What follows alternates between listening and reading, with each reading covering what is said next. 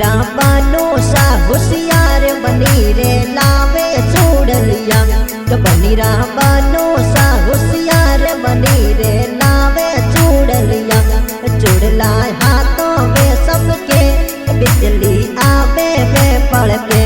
चूड़ला हाथों में सबके बिजली आवे में पड़ के। बिजली आवे में पड़ के।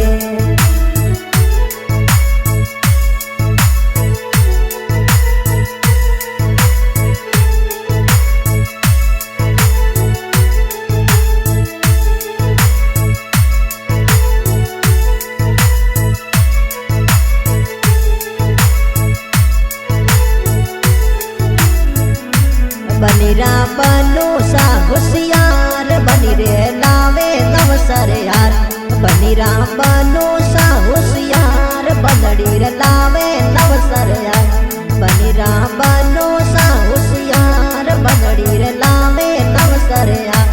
हार गले में समके बिजली आवे में पड़ के। हार गले में समके बिजली आवे में पड़ के। बिजली आवे में पड़ के।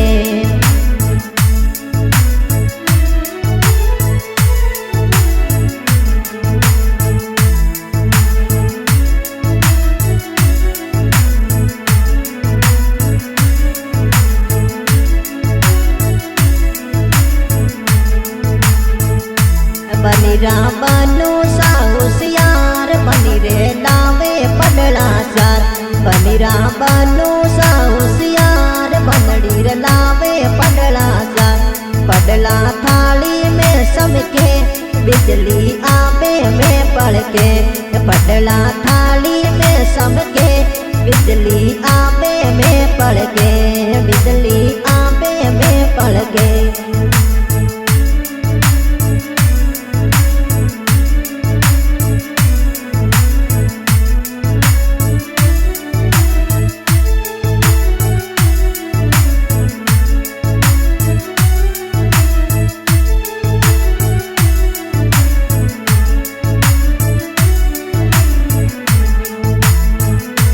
बनीरा बनो सा होशियार बनी रे लावे बरियों चार। बनीरा बनो सा होशियार बनड़ी रे लावे बरियों चार। बरिया पटला में सबके बिजली आवा में पड़ के। बरिया पटला में सबके बिजली आवा में पड़ के। बिजली आवा में पड़ के।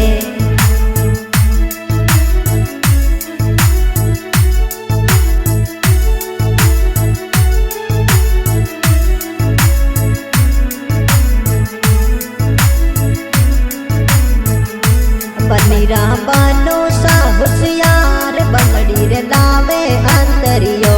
बनड़ी रा बनो सा होशियार बनड़ी रे लावे अंतरियो। अंतर शीशी में समके पड़ा पड़ थाली में समके। अंतर शीशी में समके पड़ा पड़ थाली में समके। अंतर शीशी में पड़ के पड़ा पड़ थाली में समके। पड़ा पड़ थाली में समके। हाँ भाई, आज के सिंगर दुमौन हिमसा गाँव का शुक्ला भाटिया। आज की रिकॉर्डिंग हो रही है साइलेंट स्टूडियो बरसोन।